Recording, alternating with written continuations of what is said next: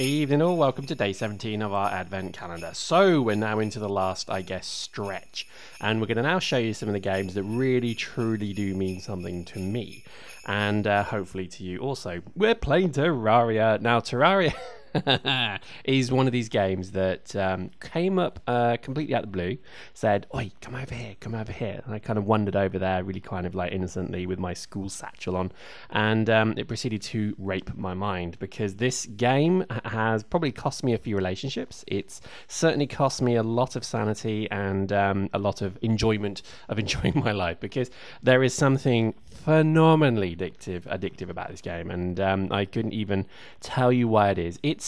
On paper, it makes no sense. This game is weird, but it is, in essence, a sandbox exploration, leveling platform gamer, and it feels like none of the above, and it feels like the best of all of the above. Go figure.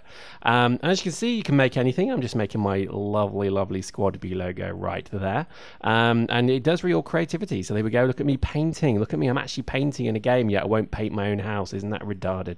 Anyway, so here we go. Let's have a look at Terraria. Now, Terraria, I think, is one of these games that heavily inspired by Minecraft, and I think it came on the wave of certainly a lot of other games that were just completely blown away by Minecraft, and Terraria was certainly one of them. And I played Terraria the moment it was released. As soon as it became a beta, I think I remember purchasing it from, I don't even know where actually, but I got it and I was just hooked from that day forward. Now, to be honest, it is a 2D Minecraft, so a lot of people snort a little bit at it, thinking it's of a lesser quality, but I would say it's so much deeper than Minecraft because it's easier to produce. It's so easier. It's sprite-based gaming, and I think everything about it is amazing. So, for example, here we are. We're in the jungle. There's a jungle biome deep underground. Go figure.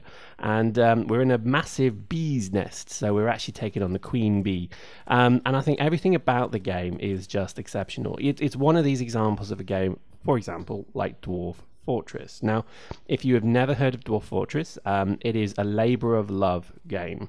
So somebody, I think only a couple of dudes have pulled together a game out of kind of their love of programming, etc., and they have just worked on it continually. And Terraria is much of the same. Now, it has just been a labor of love for a number of people who just keep adding to it. So, pretty much the game was sort of like 3 bosses, then that's your lot. Now it's like, I think it's 7 or 8 bosses, and this is a boss here. There's different levels. So you start in a sort of a standard mode that then, once you've killed the wall of flesh, I'm not making this up, you then proceed to hardcore mode, and so on. So and it's one of these kind of rare games that really rewards you for building bases. It rewards you for a multitude of different things. You can use magic, as you see there. I'm using my power harp. You can use weaponry, so I've actually got a minigun as well. This thing fires heat-seeking bullets, and you'll see what I mean in just a moment. And there's magic, there's assault, there's melee, there's literally a lot. So there is just an absolute massive amount of stuff to do in this game. So the reason that I kind of really celebrate it is it's not there's depth beyond belief. This is one of the deepest games possible because you can just go and do anything. You can build, you can explore, you can mine. One of the things I've been doing lately in my base, which you'll see towards the end, is I've been building teleporters in, so I can actually teleport around the massive map instantly. So it's just such a labor of love, and like I say, I have actually had relationships fail because of this game. It is ridiculously good, and I'd be kind of like, oh, come on, we're going out, and I'm like, just one more minute, I want to kill the wall of flesh, and I then would hear the door slam, and she left me very soon after that, which I was really pleased at, because I actually couldn't help it. I could have sit and play more Terraria. I know, sad life of a gamer, hey, but I just think it was a totally amazing game. So here we are taking on the wall of flesh. Now, this is the transitory point between moving from standard mode into hardcore mode, where you get a completely different set of enemies, much better armors, much better weapons, and so on. So totally different game begins from that point. Fast forward, as you can see, some of the power-ups you can get. You can get a minigun. It's called the mini shark. It's a shark gun, because that's what happens. And if you load it with particular type of ammo, as you can see here, this is a heat-seeking, or rather an enemy-seeking auto aim ammo, which is rather amusing, I must admit. There are shotguns, there are pistols, there are swords, there's magical items you can upgrade, and you can really customize your character in more than any game I think I've ever seen ever. There are literally almost probably hundreds and hundreds of items that you can find, you can mix together, you can craft and create and build and do whatever. And it's just an amazing game. So I wanted to include this when we came up with our Advent idea. I said, I was going to do a series of Terraria, but I think Starbound possibly may take that series. There's only so much time in the day, and I think, I love doing Dust and I love doing kind of other stuff, but I think, I do want to do more of a kind of exploration kind of game, and I think, Terraria, as good as it is maybe had its day a bit now, and I think it's not terribly current, let's say, even though they did do a massive update a few months back.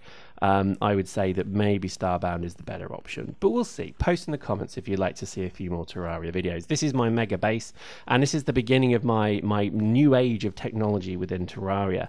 And what I'm doing is I'm building a whole new crafting dome in the center at the top, and I'm actually building also my teleport station from here. So from the immediate point where I spawn in the map, in that little glass dome, I can teleport to any point in the map. The dungeon, the sea, the aerial islands, floating islands, wherever it may be, I can be there. And that is the awesomeness of this game. It is amazing. I think, to be honest, the last time I saw Terraria on Steam, it was on offer for £1.49, and the Steam sale is soon coming up. Please, if there's just one game that you do get from a recommendation from me, let it be this. It is such a good game. You will not be disappointed. Unless you hate platformers, unless you hate, kind of interestingly, kind of intriguing game mechanics and crafting and exploration, then fine, don't bother. But if you do love these kind of games, I promise you, you will love Terraria. So there we go. Hope you enjoyed that. I'm going to do an article, as always, with these things. Please go and check out SquadB.com.